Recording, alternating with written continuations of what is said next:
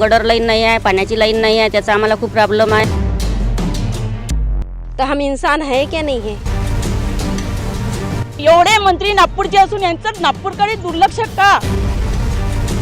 संविधान जलाने वालों को फांसी दो, फांसी दो। आवाज़ इंडिया का ये एक प्रयास है कि नागपुर शहर में जिस तरीके से विकास की बातें की गई है, तो विकास के काम कितने हद तक हुए ये जानने की हम लोग कोशिश कर रहे हैं.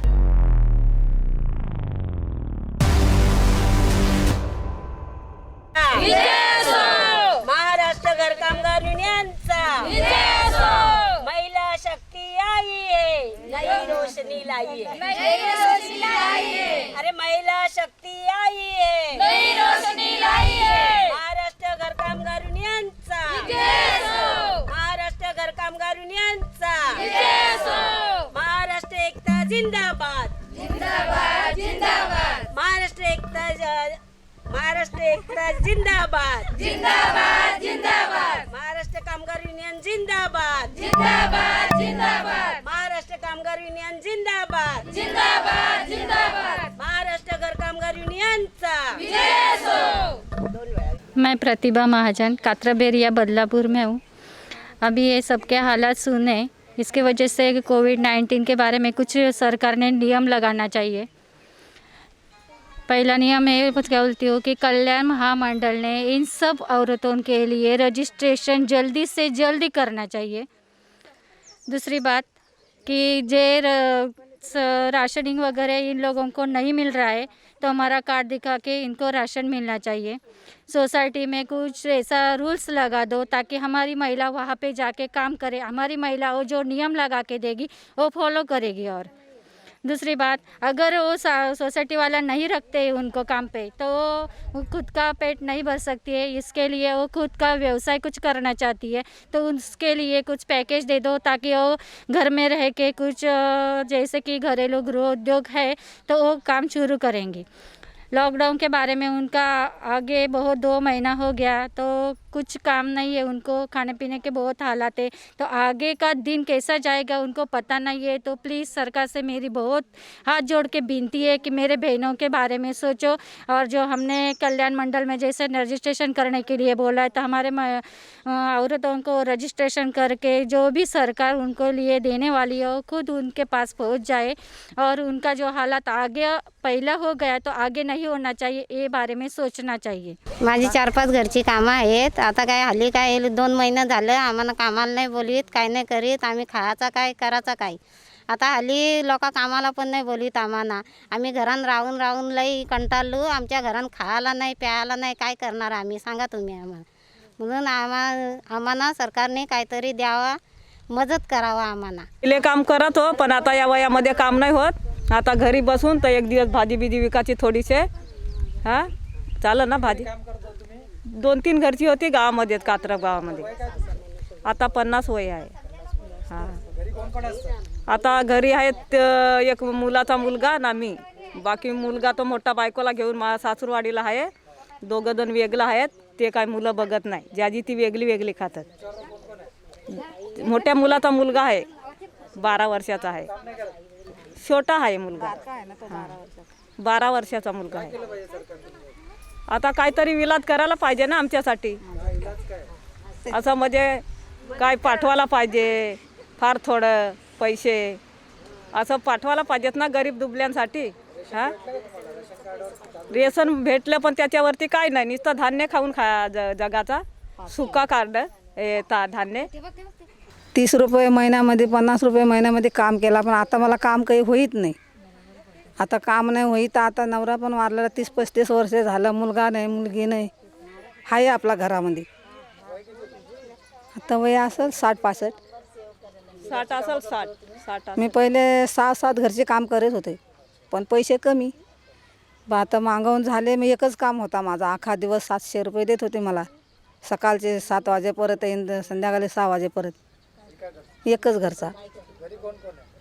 आमच्या घरी काय ते मुलगी, मला मुलगी नाही, माझ्या बहिणीची मुलगी आहे. मीनीच ठेवले तिला पण लांब दिले. तर मला तर समलासाठी नाही राहतो. तिचा काय बेस झाला जाईल. सरकारने काय करायचं वाटतं, केली थोडी मदत तर बरी होईल ना आम्हाला गरिबासाठी. मी रेश्मा पटेल, मी कात्रज गावात राहते. माझे 2 लहान मुलं आहेत. मी घरकाम करते. आता सध्याला माझा नवरा कामाला नाही आहे. सध्याला नवरा कामाला नाही आहे म्हणून आता 4 महिने झाले लॉकडाऊन चालू आहे. मग आम्ही 2 घरची कामं करायची. मी आता काम नाही, काय करणार. मी पायाने अपंग आहे, मुलं लहान आहेत, नवरा जात नाही कामाला. मग कसं करायचं. माझ्याकडे आधार कार्ड नाही, पॅन कार्ड नाही, कुठलीच कागद नाही आहे. त्याच्यामुळे मला काही राशन मिशन भेटत नाही, काय नाही. घरातच काहीच माझा प्रूफ नाही आहे. माझे 2 लहान मुलं आहेत, त्याच्यामुळे मी काय करणार. म्हणून मी सरकारना विनंती करते की माझ्या 2 मुलांसाठी किंवा माझ्यासाठी काहीतरी करावं. मी हौसा बबन कांबळे बोलते, साई वालोली, खदानी रोड. घरकामं करते मी. 5-7 घराचे घरकामं करायचे. आता बायांनी काय आम्हाला फोन बिनं केले नाही. फोन केले तर म्हणतात सध्या काही कामाला येऊ नका, लॉकडाऊन संपला की मग तुम्हाला आम्ही फोन करू. पगारीची बी काय आम्हाला मदत बितत नाही. पगारी घ्यायसाठी 1 महिना काम केला तेवढी पगार भेटली, नंतर आम्हाला कोणी काही पगार दिला नाही. तेच आम्ही म्हणतो का सरकारनं आम्हाला रजिस्टरवर जल नावं टाकावं आमचे आणि आमची काही व्यवस्था करा, नोंदणी करा तर आम्ही कामाला जाऊ. आमच्या हात धुवायची व्यवस्था करावं त्यांनी. आम्ही आमची काळजी घेऊ, त्यांनी बी आमची काळजी घ्यावा. आम्ही कामाला जायला तयार आहे. आणि त्यांची ही बी 8 आहे. 8 घरचे कामं नाही करायचे मावशी, 4 घरचे कामं करायचे. तर 4 घरचे कामात आमचं भागन का. 4 घरचे कामं काय होणार आहे. आमचे 8 घरचे कामं करणार नाही आम्ही. तेव्हा लेकरं बाळाचे पोटं नव्हते भरत आणि 4 घरच्या कामात लेकरं बाळाचे पोटं भरते का. सुषमा रमेश भांडे, कात्रज गावात राहते, बदलापूर. घरकाम करते मी आणि घरकाम संघटनेचे, महाराष्ट्र घरकाम संघटनेचे युनियन सभासद आहे मी. आणि 5 जण आहेत आम्ही. 3 मुलं, 1 नवरा आहे. नवरा माझा अपंग आहे आणि सगळ्या एकटीवरच घरदार चालतो. आता 10 घरची कामं करत होती, पण आता सगळी कामं बंद आहेत. आणि घर पण भाड्याने आणि सगळ्या एकटीवर चालतो. पण आता सध्या सगळं बंद आहे. आणि सरकारने काहीतरी मदत केली पाहिजे आम्हाला. आणि घर पण भाड्याने, तर भाडं आता कामं नाही केली तर भाडं देता येत नाही ना. 3 महिने भाडं नाही दिलं. पण आता लोक बोलतात का नाही भाडं, घरमालकीण बोलते भाडं दिलंच पाहिजे. मग आता कामं नाही केली तर भाडं कसं देता येणार. म्हणून कामगार बायकांनी आम्हाला बोलवलं पाहिजे कामाला. त्यासाठी सरकारला सांगते का आमची कामवाल्यांची म्हणजे परवानगी भेटल्या पाहिजे आम्हाला कामाला. तर त्याच्यामुळं तुम्ही काहीतरी करा जरा. आणि मदत पण भेटल्या पाहिजे सरकारकडनं. 10,000ची मदत तरी झाली महिन्याला, तरी आम्ही घर भाडं भरू शकतो, मुलांचं शिक्षण पाणी करू शकतो. 3 मुलं शाळा शिकतात. त्याच्यामुळं तेवढं भेटलं तरी पण खर्च करता येईल कसे तरी आहे. मी आशा गायकवाड, अंबरनाथला राहते, फॉरेस्ट नाका. घरकामं करते, महाराष्ट्र घरकाम युनियनमध्ये सभासद आहे. 7-8 घराचे कामं करते. आता 3 महिने झाले घरामध्येच आहे. 3 महिन्यापासून मला पगार नाही, काहीच नाही. 20 किलो तांदूळ भेटत होते, तेवढंच खाऊन सनी आम्ही घरामध्ये आहे. आम्हाला मीठ नाही, मिरची नाही, काहीच नाही. त्याच्यामध्ये राशन कार्डामध्ये काहीच भेटत नाही, फक्त तांदूळ भेटतं 20 किलो, तेवढंच खातो. आणि माझा नवरा काही काम करत नाही. माझा नवरा आहे दारू पितो. आणि माझ्या पोरांचे शिक्षण चालू आहे. 1 पोरगी 10वीला आहे, 1 पोरगं 15वीला आहे. आणि आता हे जून महिन्यामध्ये त्यांचे फीज येईन, वह्या पुस्तकं लागतील. 8-9 घरचे आम्ही कामं करतो. तर आता फक्त शैला मुकणे. तर आता आम्हाला एकच घरी बोलवतात, बाकी घरी नाही बोलवत आम्हाला. जोपर्यंत ते नाही होईल तोपर्यंत आम्हाला बोलू शकत नाही ती लोक. किती घरचं काम करतो तुम्ही? 9 घरची आमची कामं. धुणे भांडी करतो. हां, धुणे भांडी. आता या 9 लोकांमध्ये काही तुम्हाला कोणी एकच काम आहे. एकच काम. हां, एकच काम. पगार मिळाला तुम्हाला? हां, बाकीचं देतात. सगळ्यांनी हां, जे काम केलं तेवढ्या महिन्याचा पगार काम मिळाला? केलं तेवढ्या महिन्याचं दिलाय. अच्छा. हां, राशन त्यात कार्ड आहे? राशन कार्ड होता, पण तो पण बंद केला त्यांनी, राशनवाल्यांनी. काय राशन धान्य देत नाही आम्हाला गरीब लोकांना. दुसऱ्या लोकांना पटक्यान देत आहे. 25-25 किलो धान्य, 10-10 किलो तांदूळ, 10 किलो गहू आणि 25 किलो धान्य असं करून देतंय त्यांना. आम्ही गेलो कार्ड घेऊन का आम्हाला देतच नाही. कोण आहे तुमचे? आम्ही एक नवरा, एक मुलगा, न एक बारकी मुलगी, न एक छोटा मुलगा. मिस्टर काय करतात? काम मंजुरी काम दाम आता चालू आहे बंद. आता बंद आहे सदर. काय सरकारने तुमच्यासाठी काय करावं? तुम्हाला काय? आम्हाला सरकारने आमच्या बघा परिस्थिती कशी चालली. घरं नाही आम्हाला, दारं नाही आम्हाला, नाही उत्पन्न दाखले आम्हाला कोण देईत नाही, आमची कोण मदत करू शकत. आम्हाला सगळं आहे तेवढं आम्हाला पाहिजे. हां, आमच्या लोकांकडं नाही आम्हाला पाण्याची सोय. आम्ही ठाणेकरमधून पाणी आणायचो तर तिथं पण आता आम्हाला पाणी भेटत नाही. इथं तिथं आम्ही पाण्यासाठी फिरतो. लोकांचं काम करतो, जातो संध्याकाळी 2-2 हांडी देतात ते पेतो. हां, नाही आम्हाला पाणी आंघोळीला भेटत जास्ती, नाही कपडे धुवायला पाणी भेटत इथं, ते पण आम्हाला सोय करत नाही लोक. मग त्याचा फायदा काय? आम्ही एवढं तुम्हाला मतं देऊन फायदा तर आम्हाला पाहिजे ना. पण आमची लोकांची काहीच काम नाही करत. कुठला घरदार आलं तरी आम्हाला कोण सांगत नाही. सगळे बाहेरच्या बाहेरच फिरवतात. आज स्वतः आम्ही लाकडं आणून बांधतो. स्वतः कुठं कुठं बांधतात बघितलं ना तुम्ही. आज पाड्यावरती पण त्यांनी घरकुलं दिलेत, मऊ पाड्यामध्ये पण घरकुलं दिलेत.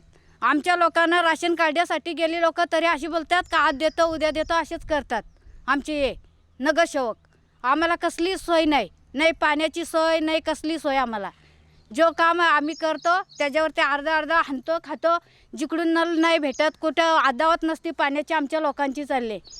जरा बघत पण नाही का इथं पाणी भेटतंय का नाही भेटत, असं बघत नाही. ते करायला पाहिजे ना आमच्यासाठी पण सोय. तुम्ही दुसऱ्यांची बरोबर करता, तुम्ही जो सांगाल त्याच्या बरोबर करता. आज देतो लगेच करून देणार तुम्ही ना. आम्ही लोक पाण्यासाठी इथून त्या डोंगराच्या पाठीमागं जातो. दुपारचे गेलो का 2 तासात आम्ही तिकडून पाणी घेऊन इथं येतो 3-3 भांडी. पण आम्हाला नल तरी द्या तुम्ही एक. आमची नाही घरं नाही तुम्ही बांधून द्यायत, आम्ही स्वतःहून बांधली.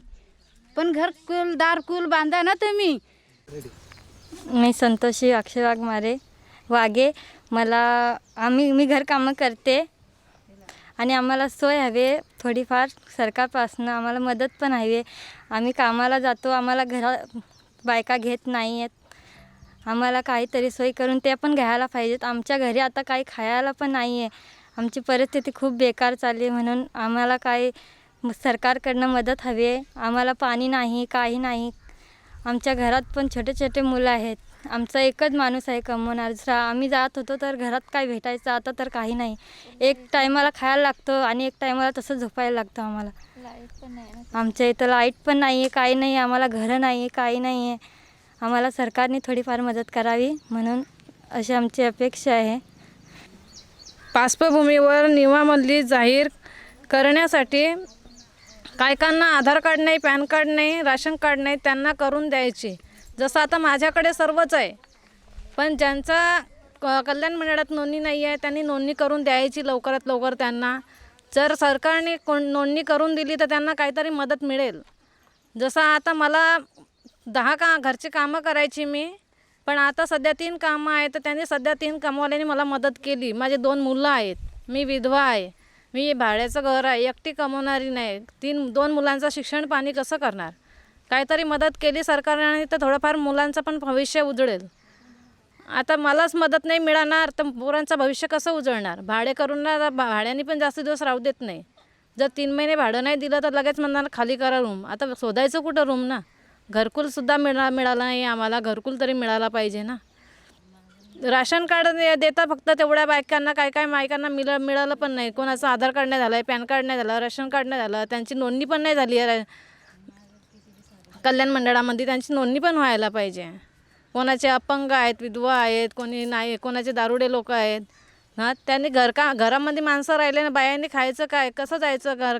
बिल्डिंगवाले सोसायटीवाले पण कामाला घेत नाही तर मग करणार काय? ते नाही कामवाले पण मदत करत. मग कामवाल्याने पण मदत करायला पाहिजे ना त्यांना. आमची जी मागणी आहे सरकार करून आम्हाला मिळावला पाहिजे. आम्ही कामं करतो ते आता बाया लोक घरामध्ये घेत नाही आम्हाला. आता 3 महिने झाले पगार पण नाही देत आणि आमच्या लोकांची लयच परिस्थिती अशी चालली आहे का घरामध्ये खायला नाही, काय नाही. खाली तांदूळ राशनवरती तांदूळच मिळालेत आम्हाला, दुसरं काही नाही. आणि म्हणजे आम्हाला पाणी पण नाही प्यायला. आमची घरं पण तुटले आहेत, मोडले आहेत. त्याच्यावरती कौलं होती ते पण फुटून पडले आहेत, काहीच नाही. नाही आम्हाला रस्त्याची सोय का नाही लाईट आमच्या घरामध्ये. महाराष्ट्र युनियन संघाकडून आमच्या काही मागण्या आहेत, त्या मी आज तुम्हाला वाचून दाखवते आहे. शासनाने ज्या घरकाम महिला अजून कल्याण मंडळात नोंदणी नाही त्याची तातडीने नोंदणी करून त्यांच्या कल्याणासाठी वेगवेगळ्या योजना राबवाव्यात. घरेलू कामगारांच्या कामाबाबत कोविड-19च्या पार्श्वभूमीवर एक नियमावली जाहीर करावी. हाऊसिंग सोसायटी मार्फत घरेलू कामगारांसाठी घेतलेले वैयक्तिक निर्णय खाजगी करावेत. तसेच कामगार अधिकाऱ्यांमार्फत तक्रारीचे निवारण करावे. ज्या घरेलू कामगारांचे काम गेले आहे त्यांना कल्याण मंडळामार्फत पुढील काम मिळेपर्यंत बेकारी भत्ता देण्यात यावा. कल्याण मंडळामध्ये घरेलू कामगारांसोबत मालकांचीही नोंदणी शुल्क आकारून सुरू करावी व जमा झालेला निधी घरेलू कामगारांच्या कल्याणासाठी वापरावा. घरेलू कामगारांचे पूर्वीचे काम जाणार नाही याची शाश्वती द्यावी. तसेच घरेलू कामगारांना त्याचे ओळखपत्र दाखवून रेशन दुकानावर स्वस्त दरात धान्य उपलब्ध करून द्यावा. हीच शासनाकडे माझी हात जोडून विनंती आहे. मैं संजीवनी नांगरे, महाराष्ट्र राज्य घर कामगार यूनियन समन्वयक और राष्ट्रीय घर कामगार चळवळ की समन्वय करके मैं बदलापुर विभाग में काम करती हूँ. करीब हमारे यहाँ 750 महिलाएं यूनियन में रजिस्ट्रेशन हुई है और यहाँ पर पूरे बदलापुर या अंबरनाथ के इलाके में कम से कम 3,000 या 4,000 महिलाएं घर कामगार महिलाएं की संख्या है. तो अभी जो लॉकडाउन हुआ है या कोविड-19 की जो परिस्थिति निर्माण हुई है उसके वजह से उसका ज़्यादा से ज़्यादा परिणाम हमारे घरेलू कामगार के ऊपर हुआ है. क्योंकि उनका वैसे तो कुछ बैंक बैलेंस नहीं था या कुछ प्रोविज़न उन्होंने नहीं किया था. उनका जैसा है कि उनकी जो आमदनी है वो बहुत कम आमदनी है. वो आमदनी में उनका घर खर्चा चलता है. कुछ महिलाएं ऐसी है कि वो भाड़े के घर से रहती है तो भाड़ा देना. कुछ महिलाएं इस तरह से है कि बहुत सालों से इस क्षेत्र में काम करती है जो उनकी उम्र हो गई है. तो उनके बारे में उनका भी एक घर का उनको काम मिलता था. लेकिन ये जो लॉकडाउन या कोविड-19 की जो सिचुएशन खड़ी हुई है उसके ओर से उनको अभी काम मिलना बहुत मुश्किल है. और जो हमारी और भी औरतें उनको भी काम मिलना मुश्किल हो गया है. तो एक तो जिन महिलाओं की कामगार बोर्ड में नोंदणी हुई है वो कामगार बोर्ड की तुरंत वो कामगार बोर्ड एक्टिव होना चाहिए और हमारे महिलाओं को कामगार बोर्ड के ओर से सुविधा मिलनी चाहिए. एक तो जैसे है कि जो उनके बच्चे हैं उनको आर्थिक उनको जो शिष्यवृत्ति है वो देनी चाहिए. महिलाओं को एक तरह से एक पैकेज उन्होंने खड़ा करना चाहिए. जैसे अलग अलग राज्यों में इन असंगठित कामगारों को जो पैकेज घोषित किया है उसी तरह से हमारे महाराष्ट्र के जो मुख्यमंत्री है उद्धव जी ठाकरे साहब उनको हम विनंती करते हैं महाराष्ट्र राज्य यूनियन के ओर से कि इन ये जो महिलाएं हैं जो असंगठित महिलाएं घर कामगार महिला है उनके लिए एक पैकेज सोचना चाहिए. और जैसे अभी उनके आरोग्य के भी सवाल खड़े हो जाएंगे, आरोग्य के बारे में सोचना चाहिए. आज हम जो बात करने जा रहे हैं वो एक आरोग्य की सामाजिक आपातकाल स्थिति जो है कोविड-19 से बनी हुई उस स्थिति के बारे में बात कर रहे हैं. और उस स्थिति में हम जब देखते हैं कि उस स्थिति में हर एक तबके के बारे में एक चर्चा एक विमर्श प्रसार माध्यमों में किया गया. लेकिन इस पूरी चर्चा में खास करके कामगारों का मुद्दा बहुत नज़रअंदाज किया गया है. और ख़ास करके उन कामगारों का अपना काम उनके हाथ के ऊपर डिपेंड है. मैं उस कामगारों की बात कर रहा हूँ जिन्हें एक कानूनी तौर पे असंगठित मजदूर कहा जाता है. और इन 90% असंगठित मजदूरों में जो सबसे बड़ा काम है वो घरेलू काम जिसको हम डोमेस्टिक वर्क कहते हैं वो डोमेस्टिक वर्क है. और ये डोमेस्टिक वर्क में समाज का 90% स्त्रियों का हिस्सा है, उनकी भागीदारी है. और ये जो आज की सामाजिक जो आरोग्य की आपात स्थिति बनी हुई है उससे ये जो तबका है घरेलू कामगार महिलाओं का तबका वो सबसे ज़्यादा प्रभावशाली स्थिति में आया है. हम पहले ये देखना चाहिए कि कोई भी घरेलू कामगार हो, कोई भी व्यक्ति को अगर उसके हक के बारे में बात रखनी है तो उसे एक कानूनी प्रावधान की ज़रूरत बनती है.